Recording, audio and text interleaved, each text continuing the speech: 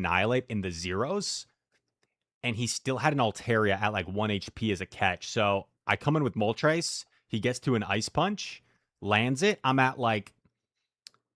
literally at a point where like one counter is going to KO me, and I know he has the catch, and I have the fly, and I have to call that he's going to swap into the Altaria, and he does, and I get one Sucker Punch to KO it, and then I come out with the move for Annihilate. So I escaped winners round 2 to get to this round by like a hair. It was literally a 50-50 call. Like if he had just stayed with the Annihilate, he wins, but I think he made the correct play to like go for the catch. So it was intense. And then we match up against Sai Rhino, a youngster, very talented player. Copy that blueprint, bring it over to North America, have similar success. Let's talk about Rise's team. We're going to go through these in 1.5 speed for the most part. And yeah. I thought my floor disc looked pretty good if it avoid the Caesar against his team. So I lead it.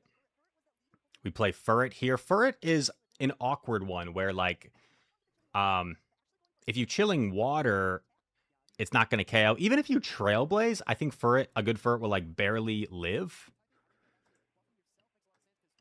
AJ never gets those 50-50 calls. So instead of, like, throwing and risking the Furret not dying here, I shield and build up more. He comes in Shadow Alt. Now, here's the thing with my team is I built this team like a month ago, and Altaria was not as common then. So Altaria is very safe against my team.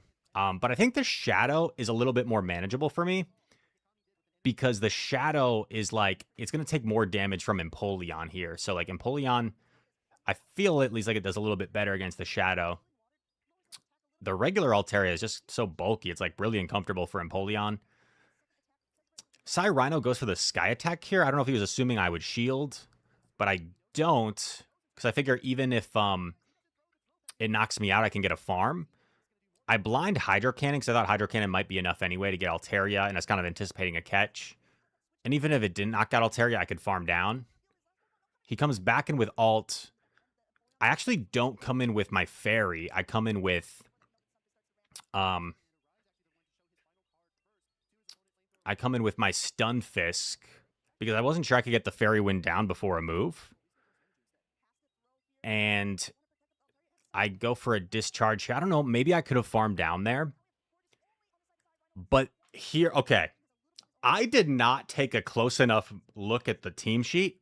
And I did not realize until afterwards that he did not have Trailblaze. So in this game, I was very confused here. I thought I was in a difficult position, honestly.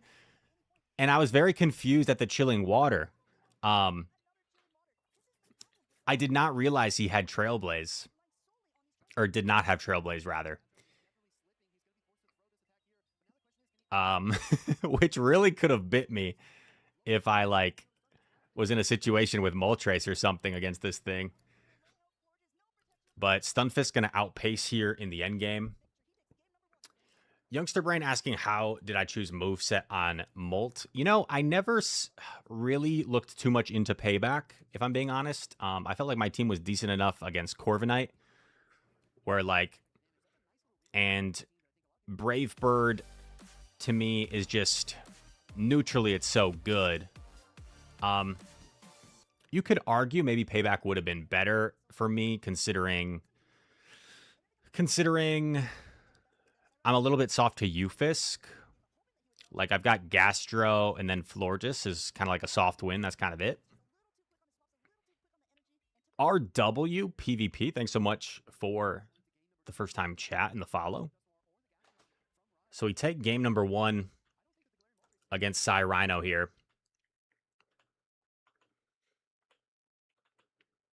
And let's get into game number 2. I think I went too far.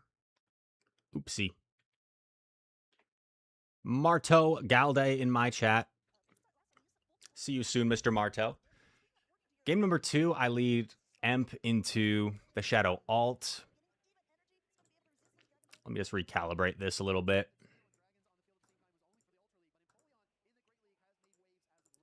And alt is like pretty safe against my team, right? So this is one of the better positions for me to see it. So I'm kind of feeling good seeing alt in the lead here. And I'm really investing in my Empoleon, because my Empoleon energy really goes everywhere. He gets my second shield, and then I see the Gator, and you see me shake my head. That's like the most emotion you typically see from me. I shake my head because I'm like, oh, this is kind of uncomfortable. I come in with Florge, with Gorgeous Florges, and then I go for the Trailblaze here, guarantee the knockout or get the shield. He shields. And this game is kind of a weird one. This could have gone a different direction after what happens here. So I'm debating what I want to do. I come in with Stunfisk and then go for the catch on Empoleon. I am kind of thinking it might be Florges in the back, but I'm hoping maybe like Stunfisk up a shield or up a Mud Bomb could win. And Sai Rhino here is a critical mistake, unfortunately, for him. So he nods his head. He's like expecting me to catch on Empoleon. And then he swaps his Florges, assuming he can farm down. He just instinctively swaps it. But then he's surprised at the health remaining from the Hydro Cannon. And he's like, oh, no, wait. It might get to a move first before it gets farmed down. And me, I do a little head shake thinking, oh, wait. I think I win this now. I could have done a Thunder Shock or two here, but I just throw my Mud Bomb immediately to like be a little bit safer.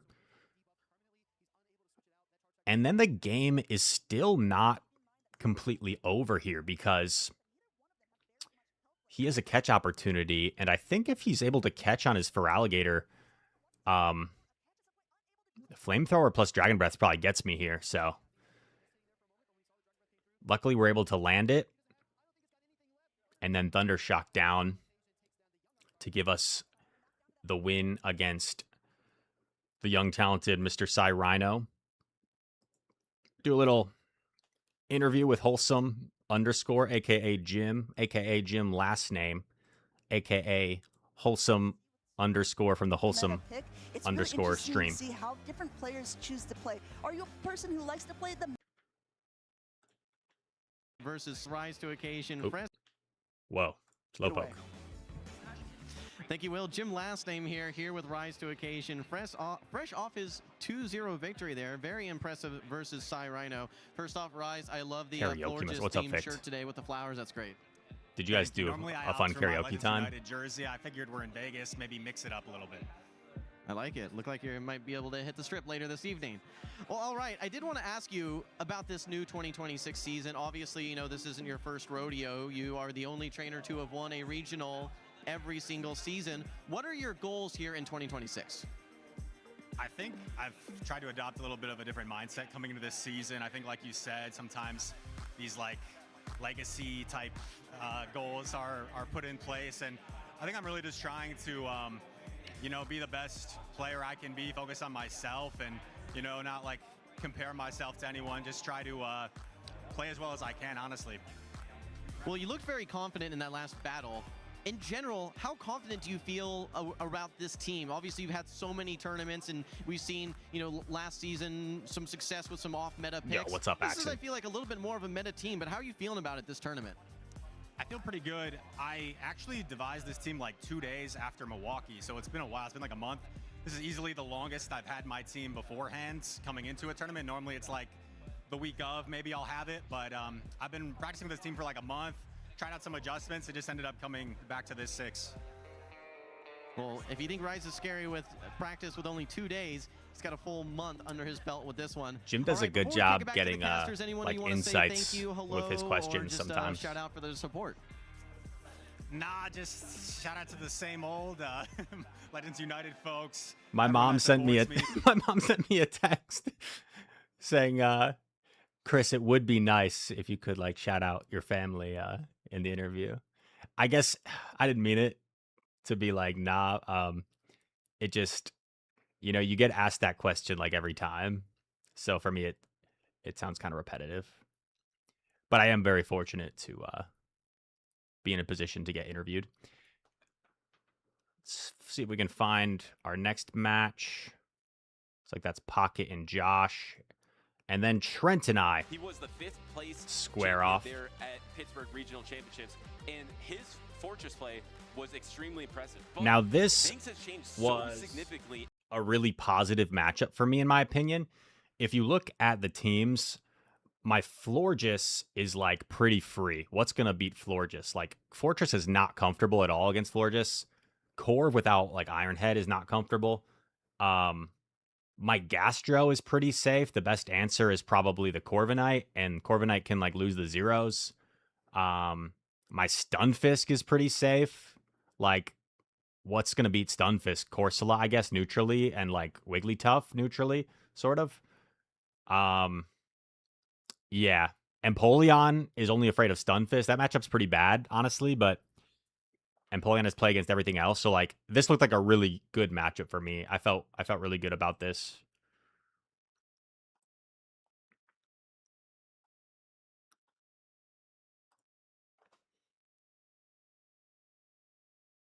Skip ahead. Trent, by the way, was one of the top finishing Americans at Worlds. He's coming off a 5th place in Pittsburgh, so he's been playing really well. We lead Empoleon into Feraligatr. So neutral matchup here. I mean, Mr. Ficht says he's 0-4 against him in locals. That just tells you how cracked Trent is. And I go for the drill peck here. So you'll notice here when I'm swiping, right there, I like thought for a millisecond about undercharging this and letting him knock me out and then getting a farm down. But then he shields anyway. So I was like, no, I'm just going to play it a little more simply. And then he Hydro Cannons. He actually undercharges after he loses CMP. So then I swap into my Florges to not give him that farm down because my Florges is so safe. And he tries, I think he tried to catch a potential Trailblaze on Fortress. He also banks a Hydro Cannon in the process, so that's good for him. But now I'm able to get 2 Chilling Waters off before he even gets a move. So this Fortress is super debuffed. These Bug Bites are doing nothing. And I want to keep this energy where I feel like it could be more valuable. So I pivot into my Stunfisk. He gets off a Sand Tomb here. And we'll probably try to escape with the Fortress. And then I come in to, or he comes into Wigglytuff. Shiny Wigglytuff. And the casters actually mentioned here, I throw after 7 Thundershocks, which makes it a little bit more awkward for him because now he has to throw on bad timing here to get his move off first. I shield. I've got a Mud Bomb. I've got a decent chunk of health. I just throw right away to either get rid of this Wigglytuff or to get the final Protect Shield. He comes in with Fort. I overfarm a little bit. And my counts were pretty, my counts were pretty strong here. Like, I even do 1 Fairy Wind before the Sand Tomb to get rid of this guy. And at this point, I mean, we just have too much combined health, I think, where our fast attacks are always going to get him before his fast attacks get us. And I just CMP him. I figured even if he could catch this on Wigglytuff, I still had my shield, and then I could Fairy Wind down first. So we take a 3-ball flex game number 1 in this positive matchup. Game number 2 was kind of a cool end game. And for those on YouTube watching, thank you so much. My apologies if I'm not super interactive with chat on YouTube here. Just because we're going to get through this and make our flight to Brazil. Here we go. Game number 2. Florges into Feraligatr. I do lose the charge attack priority. I believe it's an IV dependent charge attack priority. Land the Trailblaze, and he pivots. And honestly, him pivoting here I feel like just makes my life a little bit easier. So I actually throw the Chilling Water, and then I'm able to catch the Rock Tomb on Stunfisk.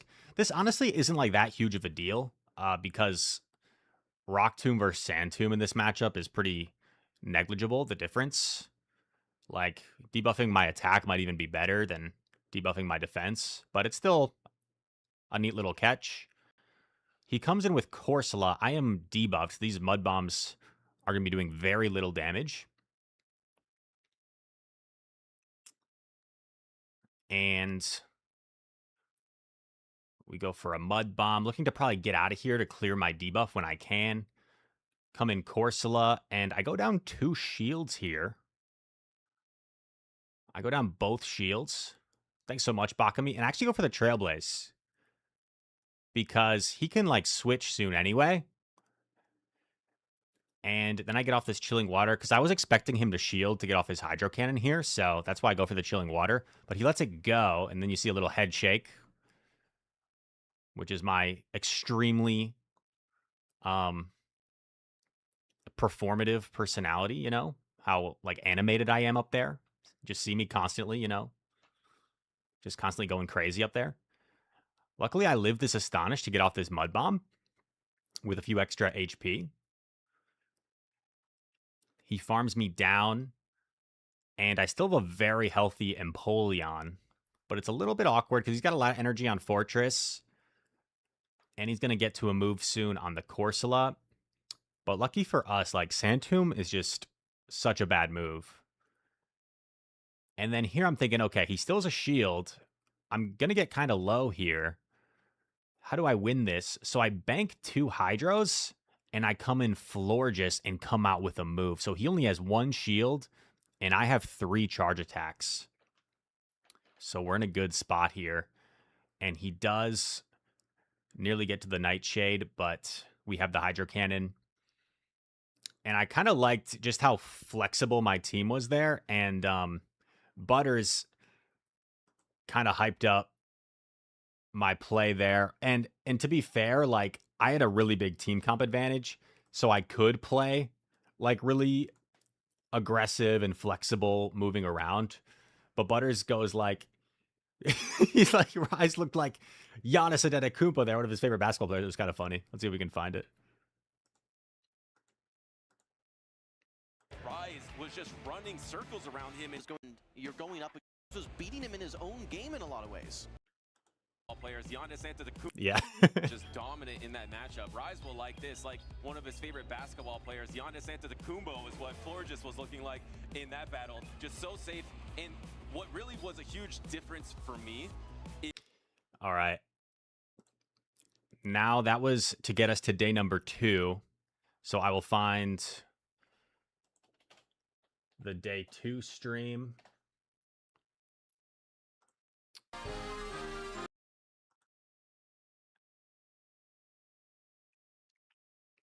Yo, graphics, thanks so much. Thanks so much over there on YouTube. And then, yes, sir. Alpha Club, thank you. Trainer Thomas, welcome in, thank you. And this set us up with a matchup against I can't say that I knew. the man, the GOAT. Wait, let me,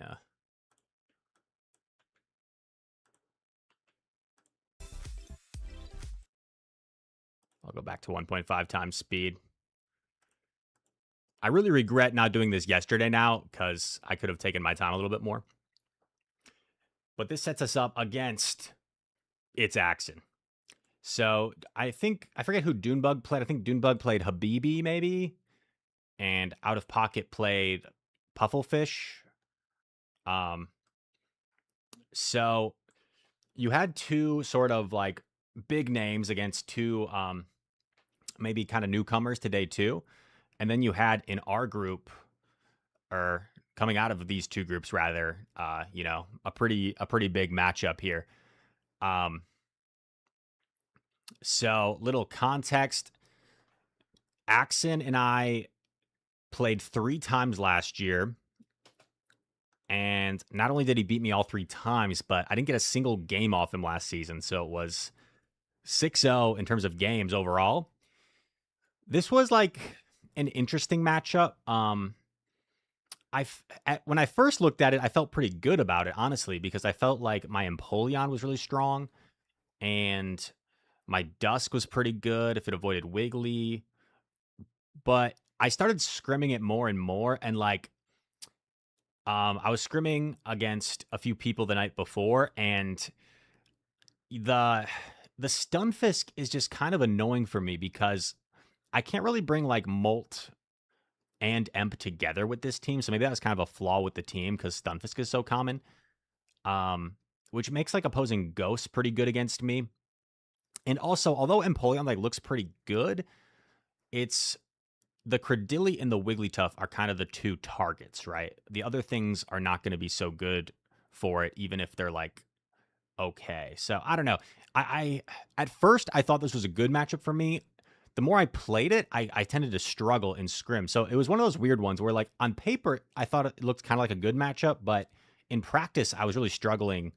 So I don't know how Axen felt about this matchup, but I felt kind of weird about it. And here we go. Game number 1, I lead into Stunfisk, which is the best answer for my Empoleon. And he throws on Charge Attack Priority. I want to preserve my Empoleon here. And I hard swap Florges because I'm kind of ABB to Credilli. So I lure out the Credilli with the Florges. Yo, what's up, Fabio? Thanks so much. I go for the Chilling Water here. Axen actually lets me get to this. So I don't know if he miscounted or if he intentionally did this. But he lets me get to the Chilling Water before he throws the Rock Tomb, which does allow me to get to this. But then he's perfectly comfortable just letting it go. And I guess he figured it wasn't going to be Gastrodon in the back or something because he gets the farm down here. Honestly, even if it was Gastro, then like maybe Altaria just sweeps anyway. So, but this is so awkward now because I don't really have any fast attack pressure for this Stunfisk. And in my head, I'm assuming it's Altaria in the back just because Altaria is probably his best Pokemon against me. It's very safe. So I guess that's one of the reasons that it was an awkward matchup for me was like the safety of the Altaria. And he makes a beautiful catch. Catching the Mud Bomb here on alt. I probably shouldn't be throwing like as soon as I get it, but I think Axen kind of sensed the pressure for me to throw because otherwise he would be getting to a move first. So really nice catch there. And that is, I don't know if it's going to flip the game, but it's kind of going to eliminate any win conditions for me. So like maybe I still would have had some play if I don't allow that catch. Like maybe I could have built up on Stunfisk and then gone in Empoleon and still had some play. But that catch is certainly going to eliminate any sort of win condition for me. And Axen takes game number 1.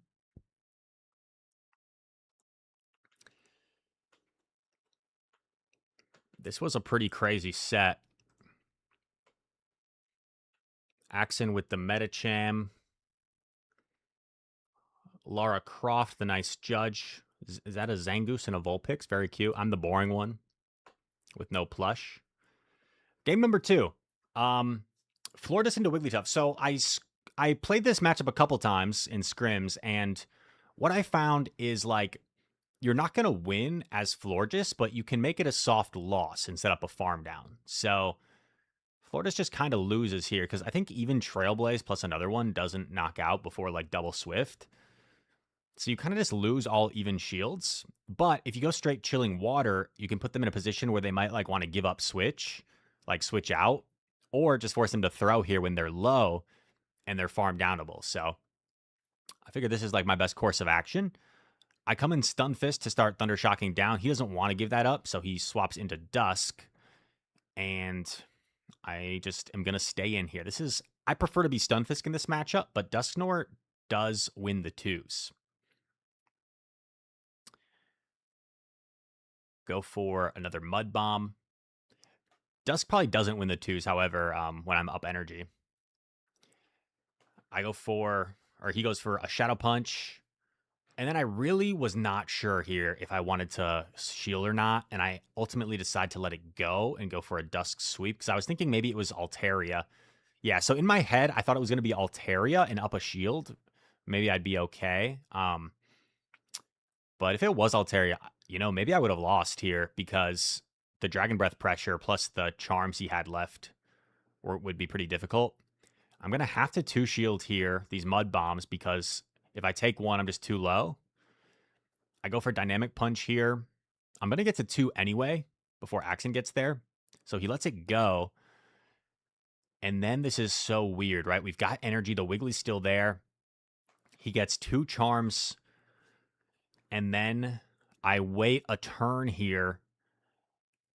And I know this should knock out the Wigglytuff. And I really thought with the health here, I really thought I might live 1 Astonish on my Dusk. But no, it's a tie. So my Dusk was a little bit healthier. But 1 Astonish is still enough to knock out both of our Dusk, and we end up tying in a pretty crazy game. Look at Lara Croft in the background. She's shaking her head. She can't believe it. And then that sets up a game number 3. So I go ABB to Credilli, thinking that, right, if there's a Credilli lead, he's unlikely going to have Wigglytuff in the back because that would be ABA to Empoleon.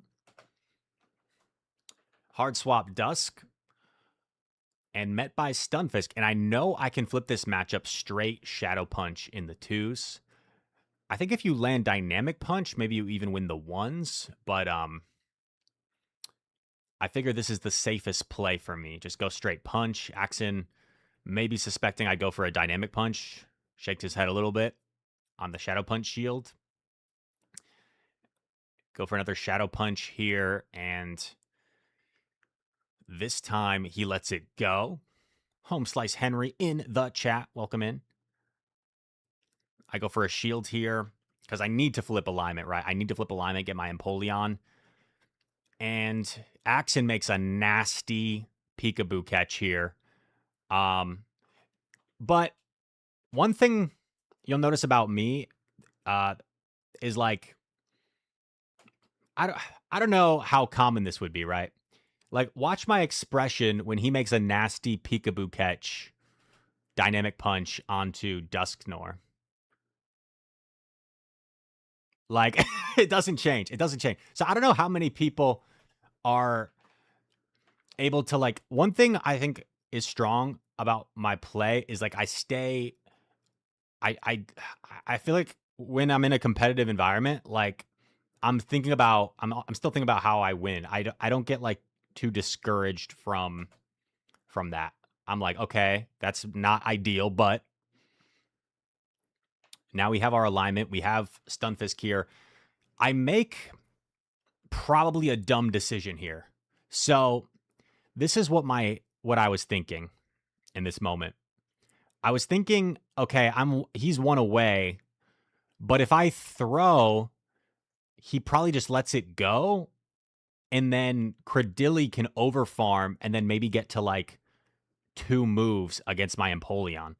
So I was afraid like he lets this go, then Credilli just like builds up maximum energy and like knocks me out, and then I get double grass knotted. Now, I don't know if that's actually what would have happened because maybe he can't acid me down, so he's forced to throw eventually. And if I get like multiple Mud Bombs off, I'm fine. So it's possible I should have just, it might even be probable that like I should have just thrown my Mud Bomb here.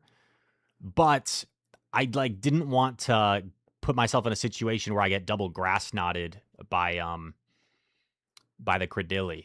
So I actually let him throw first. And then he snipes me with 1 acid, and I kind of was just caught off guard there. I guess I didn't think like 1 acid would get me. But I come in Emp, throw my Hydro immediately, because I thought maybe he could go for a Rock Tomb, right? So I throw immediately, he shields. He does go for this Rock Tomb here. And now my Hydro's not enough. And I know it's too obvious for me to catch right when he gets there. So I actually do another one. I like do another one. And then I get a few Astonishes in. He commits to the farm down, but I have the Hydro banked and I clear my debuff in the process. So a really awkward game that ends up working out for me. Don't think I necessarily played that like the simplest way, the cleanest way, but it ended up working out in the end.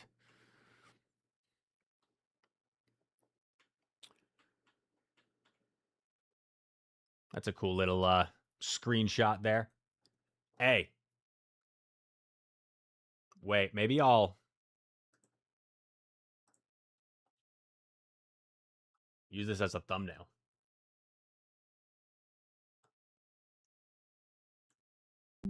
Screenshot. This sets up a decisive game 3. 2 p.m. We're doing all right on time. And I get a positive lead here in game 3. Florges onto Stunfisk. I go for the Trailblaze first, because then my second move will threaten to knock out. If you go straight Chilling Water, it's not going to knock out. Now, I end up deciding to shield here, because I have a boosted Florges. I figure over-farming here could be kind of nice. He tries to catch on Altaria, and I build up a little bit to double Chilling Water and then throw a debuffing move here. And I think I did enough where I'm still going to get to double Drill Peck here before he gets to 2 Flamethrowers. Yes, Los Angeles was the 2024 season. Also, welcome in Teddy Bear. Flamethrower connects, and I get to this next move. I throw Hydro Cannon right, because I don't think his switch clock was actually up, but I thought it might be, so in case of a catch. I like the way Home Slice Henry, the terminology he uses for that type of thing. He says to cover for the catch. I come in with Florges, get off my Chilling Water here to debuff this thing. And then I swap into my fully healthy Euphis, so I'm feeling pretty good about the situation. And I know he's got a ton of energy on Dusk. I think he's 1 off the double Dynamic Punch, if I remember correctly. So I'm thinking Dynamic Punch probably does more than Mud Bomb, is why I no-shield the Mud Bomb. And I'm going to do 1 and throw. There he is at the double Dynamic Punch. And this puts him pretty low. Axen decides to just go immediately. Maybe because he doesn't want to let my switch clock get up and give me a chance to catch. So he just goes back to back. And then I get DRE. I get DRE on this Mud Bomb. However, with this current health of the Dusk and that it's energy dry, and if we scroll back to the last time Florges was in play, I think we kind of figured afterwards, like it's hard to tell in the moment, but I think we figured afterwards, like this amount of health on the Florges is definitely going to Fairy Wind down the Dusknoir anyway. I think it probably takes 3 Astonishes from there, maybe 2, right? That's kind of what I said in the moment. I was like, it might have been 2 Astonishes, and if you live 2 Fairy Winds, it could have been like a Simul, but I'm pretty sure Florida's farms down first, and then we kind of looked back, and not like that DRE is disputable anyway, but we kind of figured, yeah, Florida's would farm down anyway. But in the moment, it's hard to remember like exactly how much health was there. I think that's probably 2 Fairy Wind range, maybe 3. But we take our first ever win against its Axen and play Pokemon. So, you know, it felt good for me. Just because going down 0-4, like, not to toot my own horn, but there's not a lot of people in play Pokemon that like have a winning record against me. So if I went down 0-4 to someone, like, that would be pretty rough. Yeah. I think Elite is 2-1 against me. I'm sure there's quite a few people that are like 1-0 against me that I've only played once.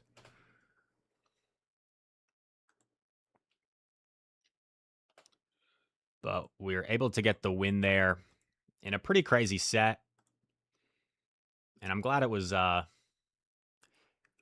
a good match. I do a little interview afterwards. I'll show you guys. Thank you so much, Jimothy and Butters. I'm here with Rise to Occasion, who just took down the world champ. It's Missed Axen. first time Rise, chatter. I'm like personally, I know you and 6'3", Axen are close. 6'4". How does it feel to sit across the stage from a friend? Do you have any hesitation, or are you saying this is all business here in Las Vegas? It's an honor to play Axen. So we hadn't played each other through the first 3 seasons of the Play Pokemon Championship Series. Last season, he actually was 3-0. Not only was he 3-0 against me, but I didn't get a single game off him. It was like a 6-0, 3-0. So to finally get one back is good for me. I guess it was time, and it was just a phenomenal set. And not to like ramble, but I remember Hola, before Don. NAIC, Gracias. he told Muchas me like, gracias. I was someone that he watched back in the day and like learned from and everything. And now for him to be like probably the GOAT of our game, it's kind of cool, like a full circle thing. And now we meet up here on the big stage. It's pretty cool. Rise, talk to me about your team. Unova Sunfist seems pretty standard. A lot of trainers are bringing that. Why Shadow Dusk Noir? I like the oppressive nature of Dusk Noir versus Corsola. I think Corsola's a great pick, obviously. It's like top usage for a reason. But also the fighting coverage against Credilli is really Yeah, I've nice. just really against, liked Bastiodon, because that Corsola Bastiodon matchup can be pretty bad. So Dusk Noir I like lately it for that reason. over Rise, I'm Corsola. going to throw you a curveball. When I look at top usage, I was just talking But to with the Amanda lack about of this. I keep Credilli, thinking about Alolan Sandslash. Corsola might be Is that Pokemon on a little your bit radar better at all, now. or is this like new information? No, I never really seriously considered it. I think I saw a couple in practice tournaments, but Because Alolan Credilli was like Sandslash top wasn't really on usage my for a radar. while. Okay, fair enough. Rise, is there anybody you want to thank, anyone you want to shout out to? Because I'll let you get back to focusing for your next round, but just want to hear if you have anything else you want to say. Bro got faded Yeah, up. shout out to my family. Oh, you mean my haircut? For supporting me. Shout out to all you guys Well, back home watching. I'm also casting my this weekend, LU so I need to get a United haircut there. at Legends United group. And shout out, I actually did a lot of scrims last night, and Softoph and Elam helped me. Softoph beat me like 7 times in a row. So it helped me figure out what not to do. I kind of exaggerated here. It was 7 times in a row, but what happened was I led Stunfisk into Corviknight the first 2 games, and I just won like pretty convincingly. So then I said, Soph, can you like run this line? And I purposely would give myself bad lines, like bad matchups. So she beat me like 7 times in a row when I was in difficult like lines, if that makes sense. But she did beat me 7 times in a row. I guess, and then adjust for the actual game. Awesome. Rise, thank you so much. Best of luck in the rest of the tournament. Casters, back over to you. What a great interview. All right. Auburn versus Rockhaven. Rockhaven ends up coming out on top here, which sets up our match. And I had a pretty good matchup here against Rockhaven because the Dusk Noir is pretty free for me. He doesn't really have a good check to it. It's pretty safe. So I actually pull a little bit of a mind game for game number 1. Rockhaven, by the way, is 2-1 against me all time. He beat me the first 2 times we ever played each other. And then I beat him at Worlds in Hawaii 2024. So a really good player. Constantly on the GBL leaderboards. And I pull a little bit of a fast move. Fast move, pun intended. Game 1. And I don't bring the Dusk Noir, which is my best Pokemon in this matchup. Instead, I go Florges, and I'm ready for a Scizor aggressive swap here. Because Scizor like doesn't really have a hard punish on my team. It kind of has like soft punishes on my team. So I counter swap Gastrodon here instead of Empoleon because I don't know really. I figure Gastrodon like is more reliable here. Because Empoleon you don't really have fast attack pressure, right? So if they somehow like Night Slash boost, that could be pretty detrimental.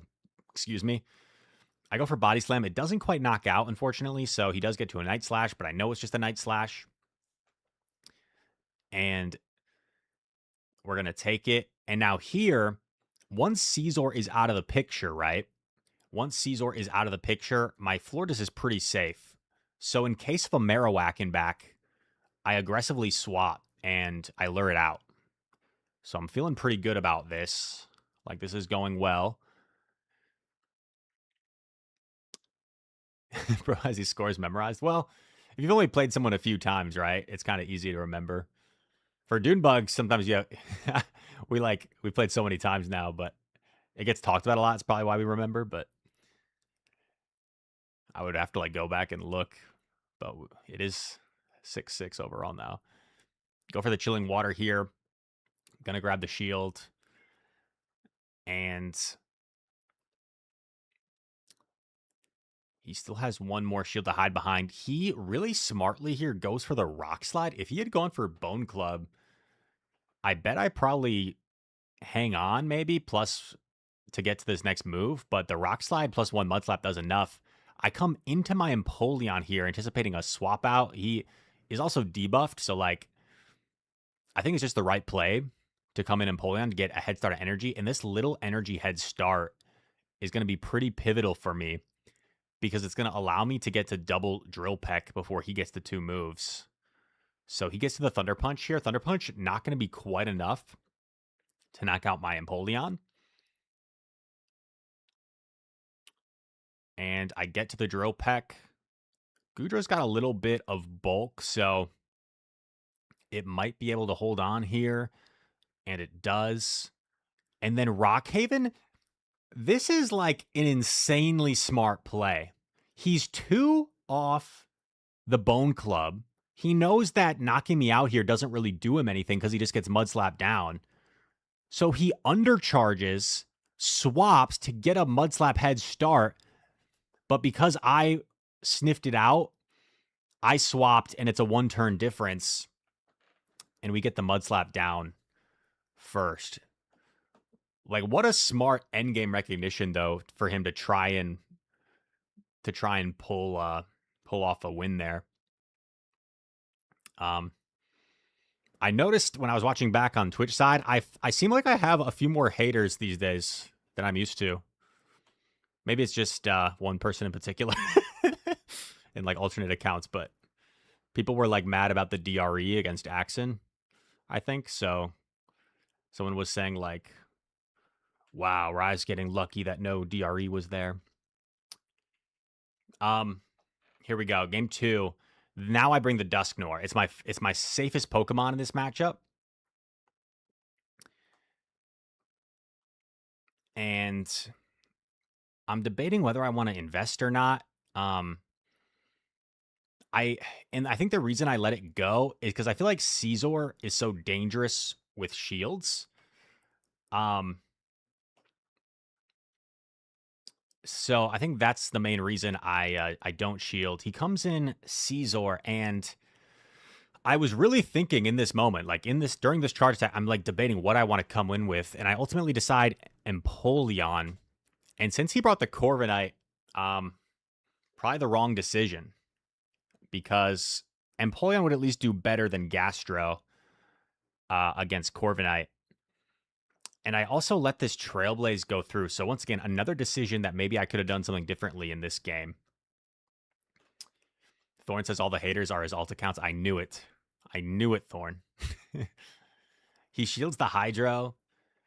I still have both shields. But like, he's boosted, right? And I know I'm going to lose this charge attack priority, but I just feel like I have to get rid of the Caesar here. Like, if I let this go, it's just uncomfortable because he probably gets to a Night Slash. So I do this to get it out of here. And then Gastro versus Corv. And honestly, I did not know whether Gastro won charge attack priority over Goodra or not. Maybe we could take a quick peek at that and see how close it is. Unless someone wants to do it in the chat right now. Tell us what like the base attack is for each of them. But I thought like Gastro might be able to win chart attack priority against Goodra.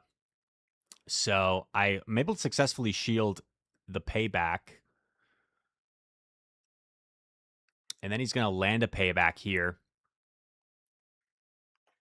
Oh, wait. I'm at normal speed.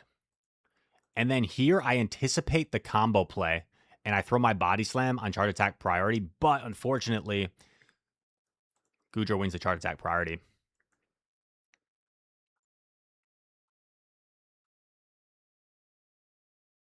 $113 versus $119? Really?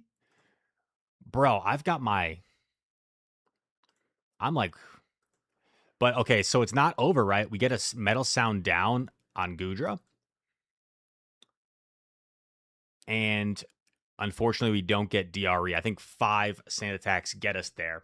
So the people that were mad at me for my DRE earlier had no problems with me not getting DRE there. And Rockhaven able to even up the series 1 game apiece. And what is a difficult matchup for him? This matchup definitely favors me. I need to study my attack stats more because I kind of go off vibes for a lot of like CMPs. I just think of it like what Pokemon is bulkier. And to me, like, I think of Goodra probably a little bit bulkier than it actually is for whatever reason. Maybe it's just because it's like, it's kind of bulky. It's kind of bulky for a dragon, but it's still like not really that bulky. For some reason, I have this idea of Goodra that it's like bulkier than it is. No, I watched back a little bit of your watch party home slice. I don't buy it. I think you were a Rise supporter. Game 3, here we go. To get to winners finals, top 3, guarantee a medal. I lead Gastro into Azu, which is not a great matchup, but I decided to bring the Moltres this time. And the reason I brought the Moltres was because he kept bringing the Caesar, and he also brought the Corviknight. So I figured if I can get Moltres on Caesar or Corviknight, that's obviously good for me. I go for another body slam here, and I'm okay losing this matchup if I can like comfortably farm it down with Dusk. And I think Rockhaven chose the wrong option here. He decides to overfarm. I think if he just threw his Ice Beam immediately, it would have been much more difficult for me to overcome. Because what would have happened is I probably have to come in with Dusk, and I think he probably reaches another Ice Beam before getting farmed down by Dusk. But instead, he gets as low as possible to eliminate farm and gives himself like a position where he's 1 away from Ice Beam. But Astonish is going to KO, so he doesn't get off the Ice Beam. And now I'm hoping Goodra comes in, and Goodra does come in. So this is good for me because now the 2 best answers to my Moltres have been revealed. He goes for Aqua Tail here, and I'm hoping that maybe it's like Caesar in the back. So I let it go.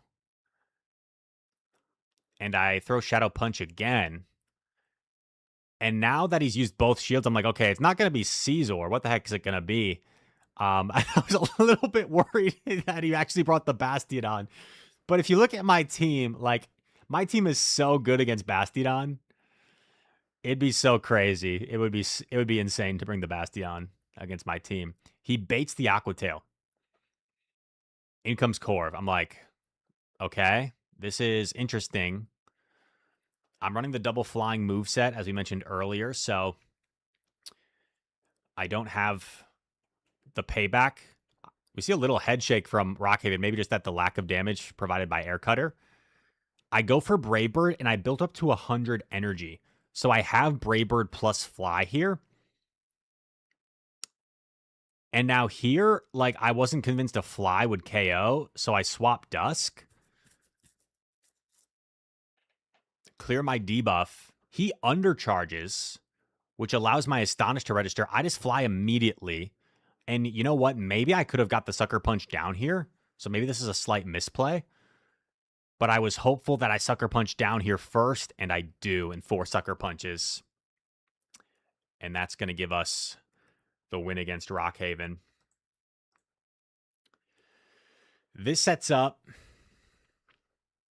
a winners finals against a player that I introduced myself to because I had never met him before in person, Dune Bug 97.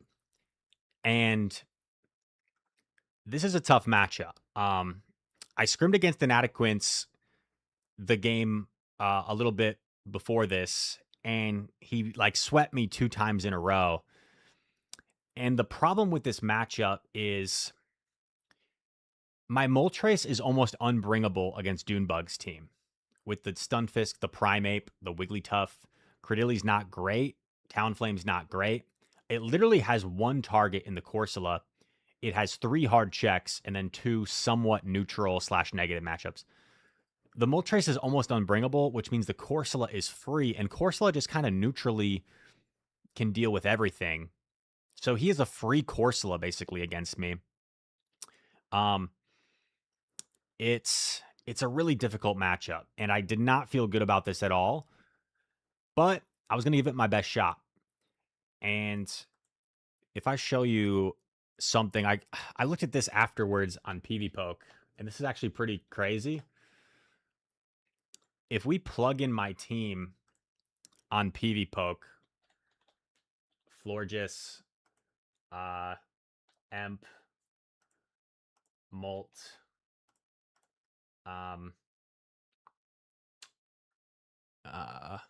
Stunfisk, Gastro,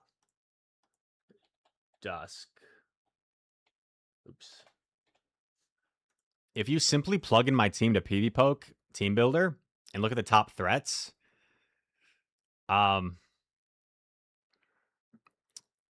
like Dilly, Primeape, Wigglytuff, Stunfisk. I think, okay, so this isn't condensed, but I did this in my like custom meta that I typically build for these types of things. And check this out.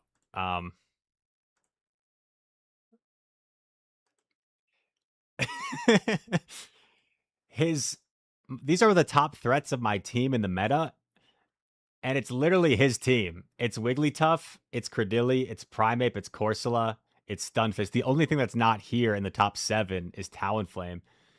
So, dude, it's like almost like a team that's like orchestrated to build my team. And I literally like kept my team a secret from NA people. So Dune did not, I never told Dune what I was running. He told me what he was running. But it's like a team almost orchestrated to beat my team. It's rough.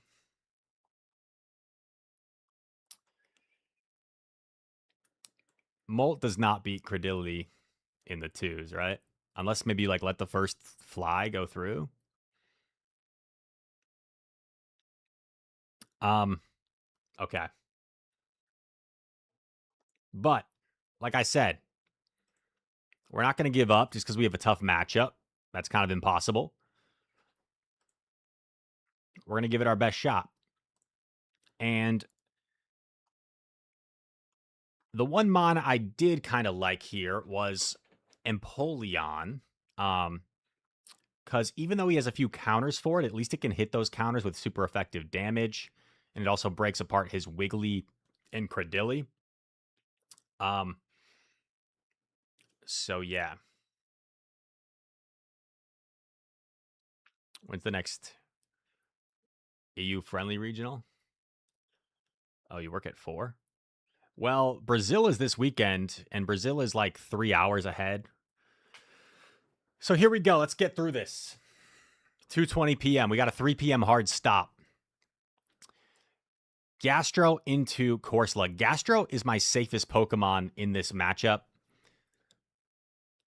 We go for Water Pulse.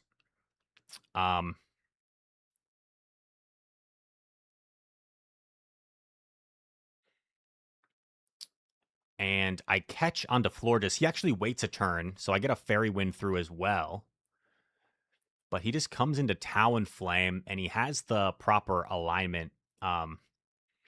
If he had come into Wiggles here, I could have had some nice play, but yeah, the problem is Talon is just so oppressive. It's going to be able to farm me down before I'm ever able to like get to a 3rd, of course. So I go for the Chilling Water here. I guess if I had thrown after 2 and lived, maybe I would have like... I don't think I would have lived, though, honestly, because look how low my Florges was. And and I debuffed it. I debuffed that Incinerate. He then blindly throws onto Gastro, which was really smart. And then I farm up to 2 body slams. So I don't want to expend a water pulse here. So at least I give myself a body slam of chip against something. I try to be patient here and look in case it was the Talonflame. And that way I could get to a water pulse, but he comes in Wiggles. I'm going to have to come in with Dusk here. And unfortunately, Dynamic Punch is just not quite enough from this range. And I have to throw before the Icy Wind, right? So then I go for a catch unsuccessfully. Nice patience by Dune. And he's able to win game number 1 here. Knock us out.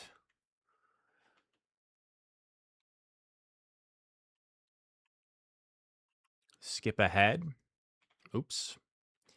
Game number 2, I thought he might just run it back.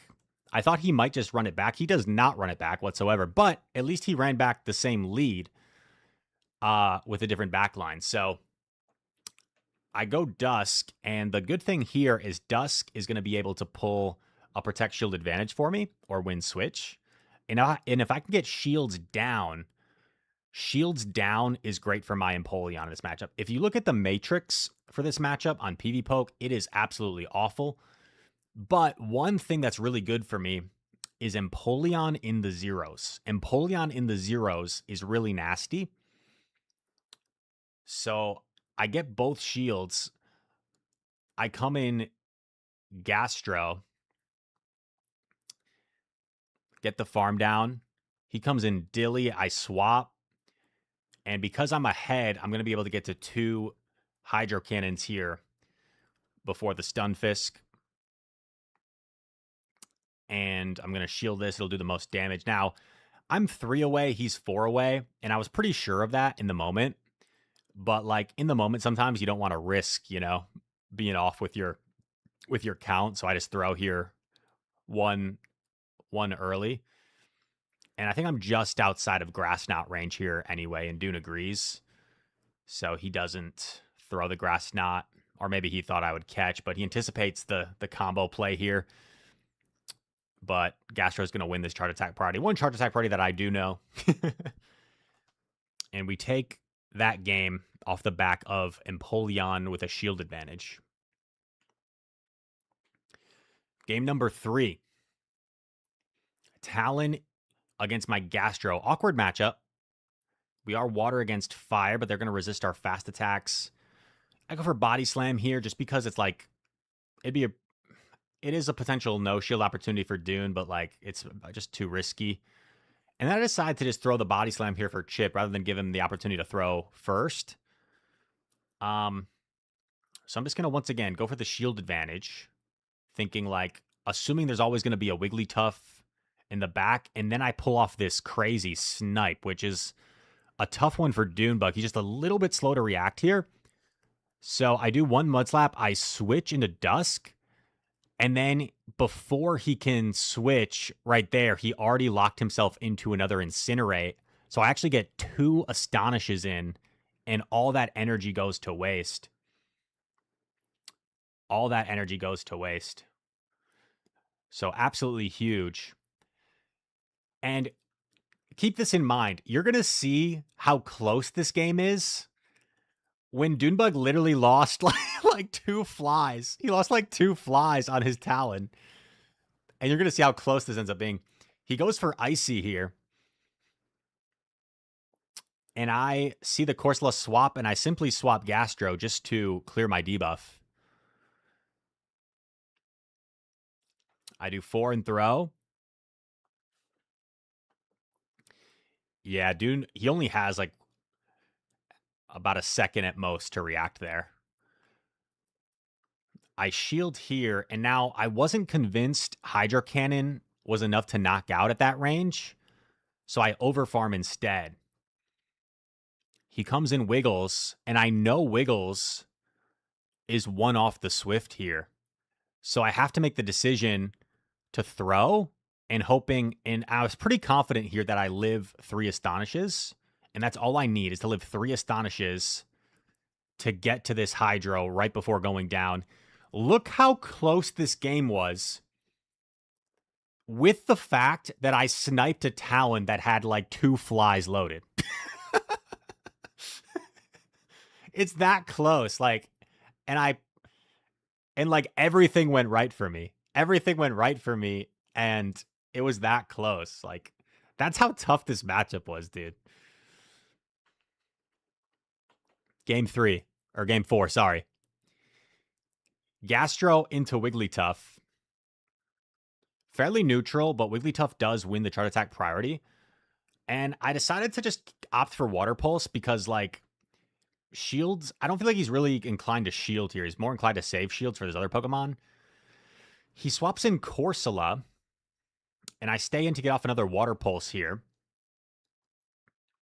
I grab the shield. I swap Dusk. Gonna go for this farm. And I throw this on chart attack priority. He lets it go. Shadow Punch does knock out. And that Talonflame is lurking in the back. Dune actually goes for Swift here. I know it's a Swift. A Taylor Swift. I throw Shadow Punch immediately. And I'm aware that it could be a Talonflame in the back. I don't know for sure, but I'm aware it could be. So I do 1 and swap. And because of the timing here, getting this off, I am definitely going to be able to outpace the Talon. And I also am 1 Astonish away from a Shadow Punch as well on my Dusk.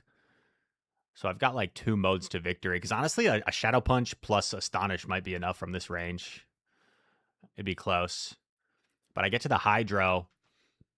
And you see my reaction here. Like, I can't believe it. My reaction here is I can't believe I won this match.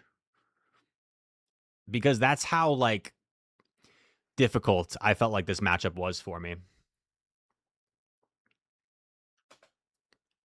But it sets up a losers finals between Rockhaven and Dune Bug. And what's really unfortunate is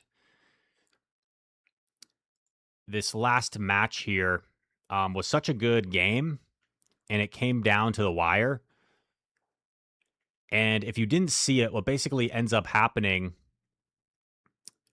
is, well, first of all, Dune Bug makes a catch here on this rock slide to literally, like, give himself a chance in what looked to be a really good position for Rockhaven. So I'm sure Rockhaven is probably upset with that. And then Dune makes an insanely good play here as well to stop tapping for a sec and forces a simul KO. That is such an insanely good play. He like forced a simul KO by doing like 2 Astonishes to 3 Mud Slaps. Like, that is next level. And then this endgame plays out. And he comes in. Dune has to throw a move here. Otherwise, Gudra's going to reach it. And unfortunately, Rockhaven lags a turn, which forces a chart attack priority here. Now, in the moment, I just assumed this was an obvious rematch. He 1-turns with the Gudra as well? Oh my god. I didn't even notice.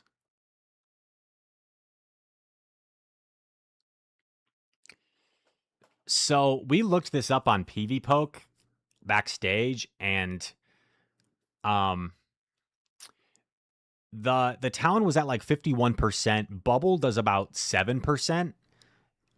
And then Ice Beam does typically about like 43.7, 44%. So like, from the simulations, it seems like Dune probably lives here with like 2 HP, this Ice Beam.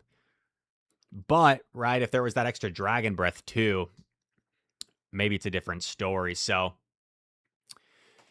what we don't often talk about is, well, let's come back to it. Let's get to the finals.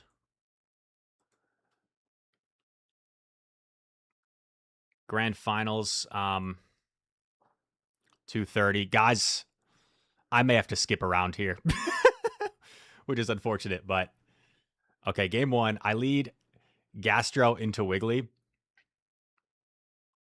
Pogo Ash, what's up? Go for the Water Pulse. Dune lets it go. Gets the farm. Oh, damn. Wait. Wow. Huh.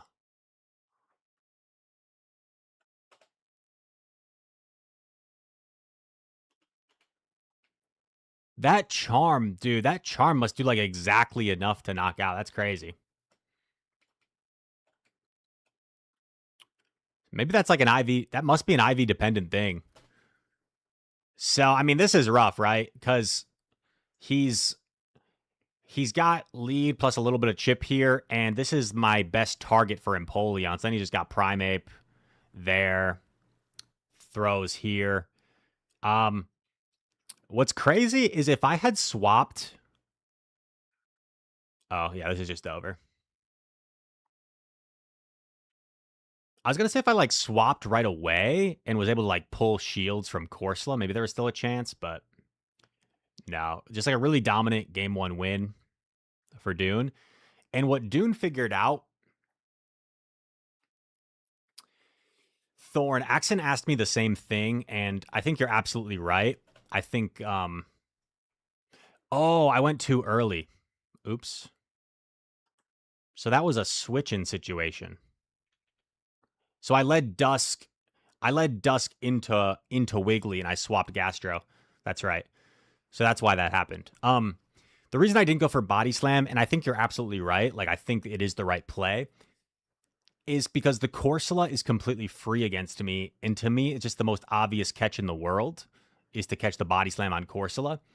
But obviously, the counter argument is I can just simply wait.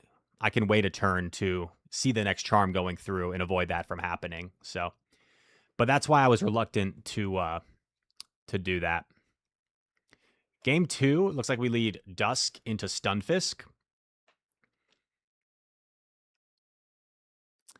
And yeah, Dune's adjustment in this second series was he started bringing Primeape.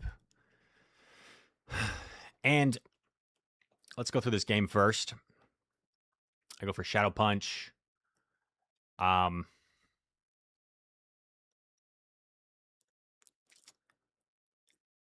then I make a mistake here. Like, I get Switch. And then I give it up right away. Now, would this have changed the outcome in the game? Maybe. Maybe it would have. Because I could have just let myself get farmed here, which would be not ideal. But I let myself get farmed, and then I have Florges on Primeape, Emp on Wiggly. Primeape up a shield, I'm sure can put up a fight there. So I don't know if I win for sure. But I didn't really give myself a chance here in game 2. As soon as I swapped, the game is over. So had I just let my Dusk get farmed down, I would have had a chance here in game number 2. So this is the one game I remember, like, maybe I could have won this if I played better.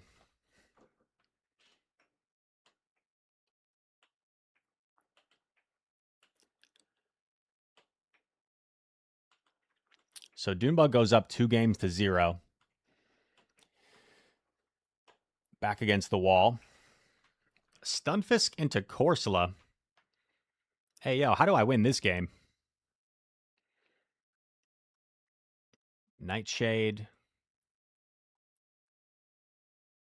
So I bank 2 moves on Stunfisk, and then I safe swap my Gastro. Figure my energy's more useful elsewhere. And he comes in Wiggles, and this is exactly what I need. He comes in Wiggles, so Gastro's able to bait it out for me and set my Dusknoir up, where once Wiggles is out of the picture, my Dusknoir is very good. I throw after 2 Thunder Shocks because I figure he doesn't really want to use a shield here.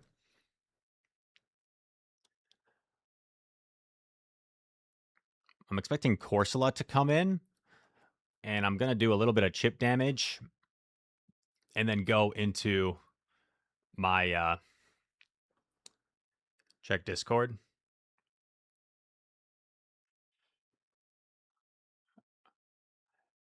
I think I do, Arrow. Yeah, I think I do have a cheap pair. Okay. Flame Charge coming through. And I should get him in 2 Astonishes here. So I get the farm down. I get off the Shadow Punch. He has to shield this.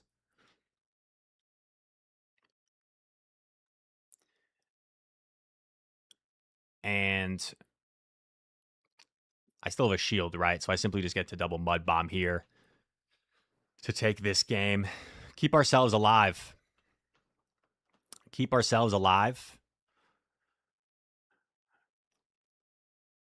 And we go to game number 4.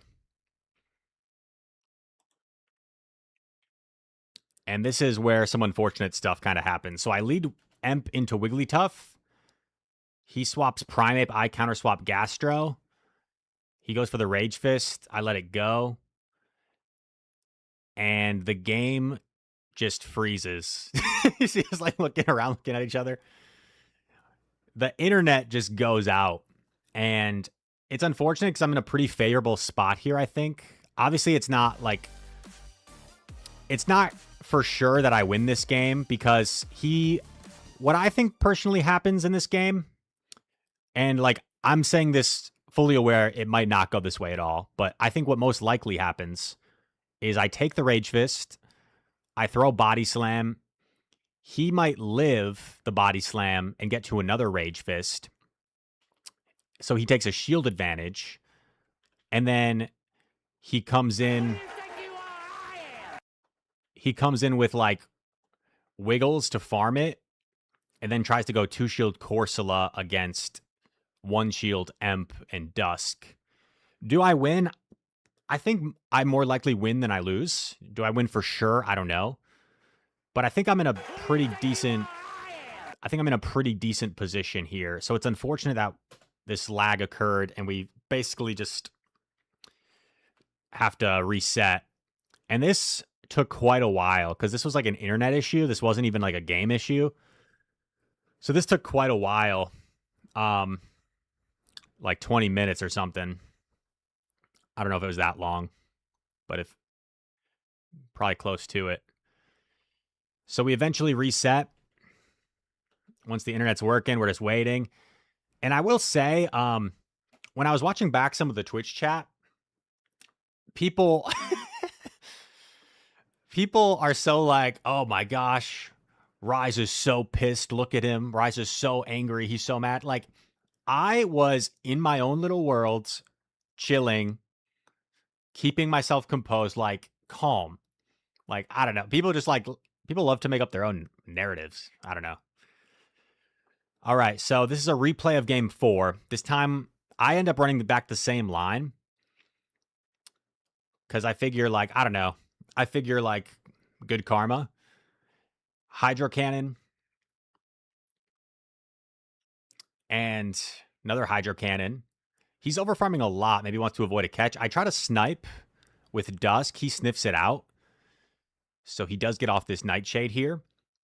And there's no Wiggles, which is great for me. I figured even if there was a Wiggles, I could, maybe get some energy on Empoleon. I let this go.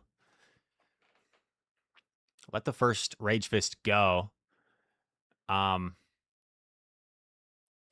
He throws here. I let this go because I think my Gastro can farm down before it gets to another Rage Fist.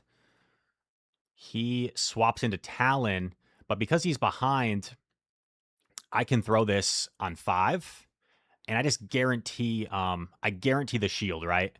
And then I swap in Emp, and then I'm only 1 off the Hydro here, and I'm pretty confident that Primeape's low enough where it can't farm me down. So once again, like almost every win, it seems like, was getting some shields off the board with Dusk and setting up the Emp. And I'm able to win this game for a rematch anyway, which sets up a decisive game 5. Remember, I'm on the winner's side of the bracket at this point. I hadn't lost in the tournament. And I get the lead that I need. Gastro into Stunfisk. We have a chance to win this game to become the Las Vegas regional champion. Water Pulse connects, and then I go Dusk. And I was hopeful I could farm here. But I think the difference in this particular game and the tournament is Dune's really good Corsola, because whatever IV spreads on his Corsola, like, I think it's pretty dang good, and it has probably like 2 HP there, maybe 2 or 3 HP, where it forces me to expend this energy here. Whereas if I'm able to keep this energy for that Stunfisk, like, I think he's kind of dead to rights.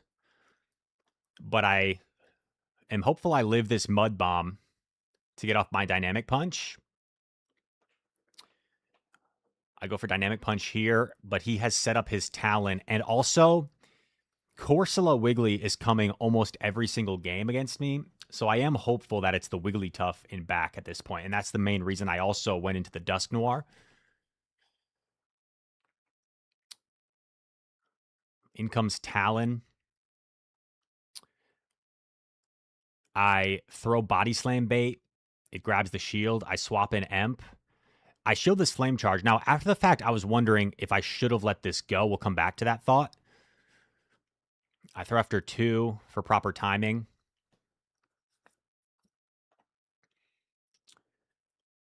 And he goes for the Fly, which is actually a huge decision for Dune here, because the Fly KOs, and it saves him an Incinerate here, where he gets to this one earlier than he otherwise would have. And that allows him to flip this game. Now, I was wondering, what if I no-shielded this Flame Charge? Well, I think what happens is, so like, let's say I no-shield that, I still have a shield. I get to this Hydro, but then one more Incinerate gets me. So let's imagine one more Incinerate gets me here, and Dune has, one more Incinerate gets me here, and then I still have a shield. Well, I think it plays out the same, because my Gastro is still 2 away from Body Slam, and Dune would be 1 away from Fly anyway, so it would play out the same. I think what I could have done, rather than that to win this game, would have been coming in Empoleon into the Corsola. I think coming Empoleon into the Corsola here, I think it's in Metal Sound plus Hydro range before 2 Nightshade. So I would take a Nightshade, and I would get off the Hydro. Maybe he shields, but I don't think I can fault myself too much, considering Wigglytuff had been coming pretty much every single game, and Wigglytuff Corsola backline was like the most common backline that Dune Bug ran. So I think I can't blame myself too much, but I think had I gone Empoleon here, there's a likely chance I win this game and am your Las Vegas regional champion. And as it's 2:45 p.m.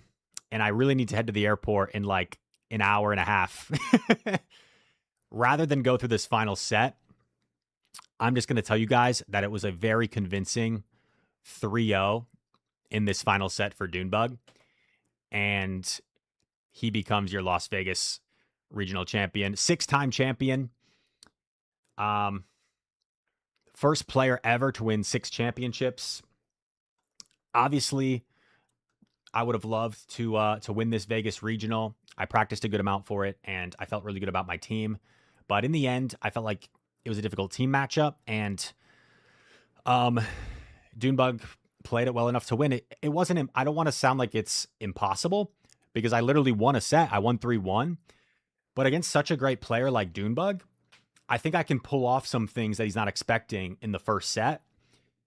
And then the more we play a matchup that favors him, the tougher it's going to be for me over time. And I think that's exactly what kind of happened was I stole the first set from him. He made a couple mistakes, right? He allowed his Talonflame to get sniped with like 90 energy. And then the second set, I'm able to force a game 5 after going down 0-2, and maybe could have won that decisive game 5 if I made a different decision there. But I don't think I played bad by any means. And then in the final reset, he wins pretty convincingly, 3-0. So, huge congrats to Dune Bug. Maybe I can play my interview here. You gotta get I'm not gonna lie. I felt pretty good about this. The next day was when it kind of stunk. The next day is like when I start thinking about, maybe I could have done this, maybe I could have done that. And your brain plays tricks on you. And my brain was literally like, why didn't I just run like Gastrodon, Moltres, Florges? Or like, why didn't I just run Gastrodon, Moltres, and Dusknoir in that last game? Well, Rise, because that's like triple weak to Credilli. And that's also like double weak in the back to Wigglytuff with one. So your brain plays tricks on me like, why didn't I bring the Moltres in the last game as a surprise? Like, yeah, it's easy to say that, but it's tough when you only have a couple minutes to think.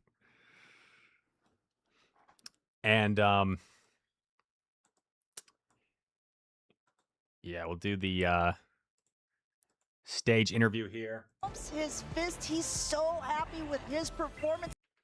The dust has settled, everyone, in the And what people often don't talk about, right, is it's like I had a few haters. I had a ton of love in the chat, but I had a few haters saying like, like I don't know, like Dune's just too good, Rise can't keep up. But like if Rockhaven is able to beat Dune Bug, I think I'm likely the Las Vegas champion. And Dune Bug had to overcome a really difficult matchup against Rockhaven to put himself in that position. So I think all the credit goes to Dune Bug. You can say the same thing about any tournament. Not any tournament, but like a lot of tournaments, right? Like my Vancouver win is a huge example in the opposite way. SS Thorn, I don't know if Thorn is still in the chat, but like SS Thorn, I believe, beat Dapper Discs and Dilap, who both had Primate Emolga. And Primate Emolga was terrible for our team that we ran. And Thorn found a way to beat both of them. And then I end up playing Thorn in a mirror match. If Thorn doesn't beat either of those, I think it's very difficult for me to beat Dapper or Dilap in that tournament. And then I probably end up in 4th place. But Thorn knocking them out leads to a much better matchup for me. And then I'm able to win with a Steelix that was 6 times strong against Dune Bug, and then a pretty good matchup against Haydonis in the final. So, like, it happens both ways. For the Elite tournament, I forget who Elite played in losers finals. Was it Pocket? No. In San Antonio? I forget. Oh, wait, no. It would have been Stud Muffins. Like, I had a pretty good matchup against Stud Muffins. And Elite lost in, like, winners round 2 or something, day 1, winners round 3, and goes on this epic losers run. Meets me in the finals with an Azu Marowak core that I was really weak to, because I only had Toxapex for Azu, and I only had Mandibuzz for Marowak. So, like, I had one answer for each, and it was just tough. I needed alignment heavy to win. So it goes both ways. I think this is an example that we've seen a lot where, like, someone makes a nice run through the losers. Well, I guess it wasn't that long. It was because we met in winners finals, and it was a matchup that I was able to flip once, but the more we played it, like, it was going to be difficult for me to repeat that chance. I think it's kind of like a law of averages thing, right? Like, if we ended up playing 12 games and Dune won 7, like, if we play this matchup 100 times, maybe Dune wins like 70 times because it's a pretty advantageous matchup for him. I was able to flip the first 3 out of 4. But the more we played, it was going to be tough. So yeah. So overall, I was proud of how I played this tournament, although it doesn't end the way you want sometimes. relation to the Rock types, but you've done well with the Rock types, obviously with the Carbig and the Bastion. Congratulations once again to Rockhaven. All right, now in second place, the runner-up, we got Rise to Occasion.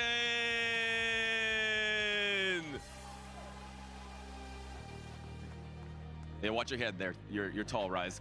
Congratulations. We were just chatting a little bit. Maybe I could have brought Florges more in the finals, because he did drop the Credilli pretty How are much. you feeling overall? I actually feel really good, honestly. I think your emotions really depend on other circumstances, like nuances, like whether it's the matchup. So personally, I really didn't expect to beat Dune the first time. I really didn't like the matchup, take nothing away. So I was happy to get past, and then it was really close. So maybe I had a chance there to get that first set. But once he forced the reset, I knew I had I was back against the wall. And he's the only 6-time champion in our game for a reason. So like all credit to him. Speaking of 6, you're now tied 6-6. Are you looking to beat him in a tiebreaker down the road? Yeah. Of course. Bad Hen keeps saying Dune Bug's undefeated awesome against me. Performance once again. A unique feat that 6-6, you were able bro. to have that team tied. for a month straight. With this meta changing so much, do you feel like that was an advantage here today? Yeah, I wouldn't change anything. I mean, second place, like, obviously you wish you could have gone first place when you get to this point, but like, if you told me coming into the weekend second place, and the Gastro was a Pokemon that, like, against most teams, it had no play, but in the finals, and I think against Rockhaven as well, like, there's a few matchups where it did really well, so I have no regrets about the team. Well, you shouldn't, because you did really well. Congratulations once again to Rise to Occasion, our second place finalist here in Las Vegas. But now it is time to bring up the champion. First place at the Las Vegas Regionals. Bring up Dune Bug 97. Congratulations, Dune Bug. Fantastic. What number is this for you? How many regional championships do you have? It is number 6. Wow, number 6. That is just incredible. I want to ask you something that I asked our world champions. When you woke up this morning, did you think you were going to be the Las Vegas regional champion? Yes, I did. I had all the confidence in the world going into today after yesterday's dominant run. Wow, okay, and you're obviously no stranger to winning regional championships, but what's up next for you the rest of the season? What are your goals? An international championship, maybe? Yeah, LAIC next weekend. I gotta keep proving that I'm do well on back-to-backs and win LAIC now. You are the champion, Like the so I want to confidence. give you one last opportunity. Do you have anything you want to say to the people? So now me and Rise are tied 6-6. Uh-oh. The next time we play, the score is gonna be 6-7. Okay, 6-7, fair enough. chat. Well, I can't Chat, wait how do we for feel that about that? matchup. I'm sure I thought you it was guys kinda can't funny. wait as well. Congratulations once again to Dune Bug 97. Boo. Well, that wraps it up, chat. Last time I checked a few hours ago, they still haven't updated the CP leaderboard. But yo, Steffi, what's up? Steffi, I got second place in the tournament in Vegas a few days ago, if you didn't hear. Yeah, it looks like they still haven't updated the CP leaderboard, but since I knew I was going to be casting LAIC in Brazil, I wanted to put myself in a position through this first part of the season where maybe I could get the top 4 travel award. So before I sign off, I'm currently in first place. After this tournament, I get 320 points, I believe. So I'll be at 1,060. Dune Bug and Pocket will be closely behind. Nighttime Clasher and Stud Muffins will be trailing. So while I'm casting LAIC, I think it's nearly a guarantee that Pocket and Dune Bug will pass me. Nighttime Clasher as well has a very good chance to pass me. And we'll have to wait and see. I think what it's going to come down to is Mr. Muffins here. I think Mr. Muffins, if he can get a good performance at LAIC, he might pass me as well.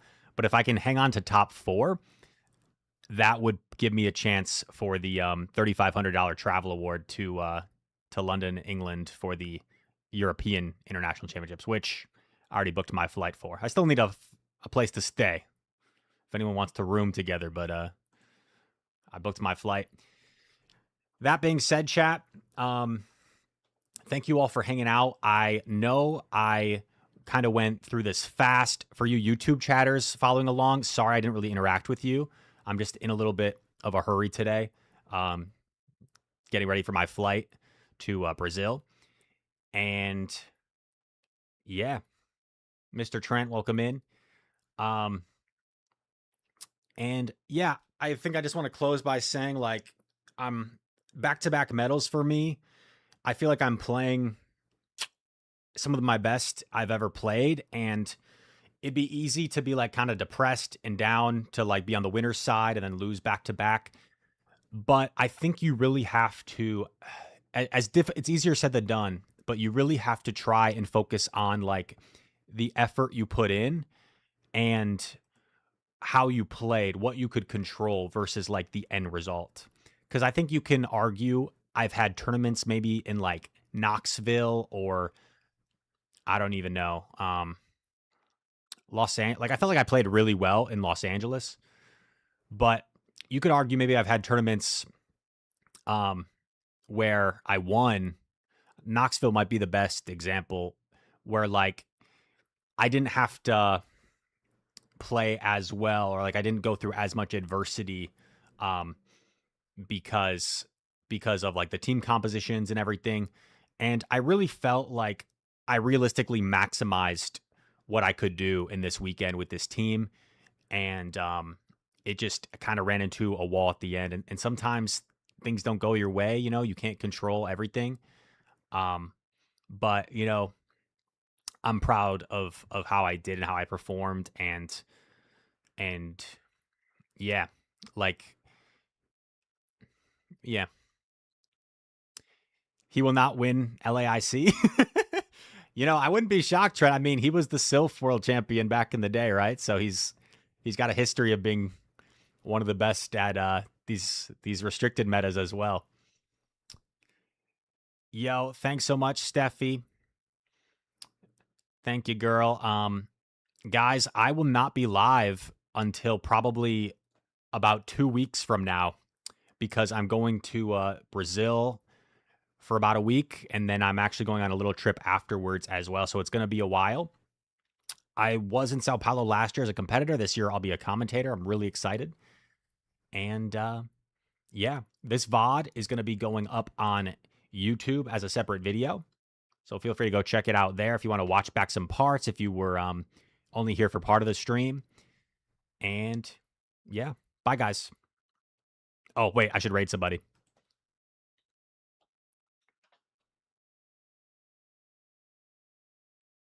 I'm just going to raid Kitty. Sometimes I take too long to make a decision. Kitty Devereaux. Tell Kitty that I got to catch a flight, since I'm not going to say hi in her chat.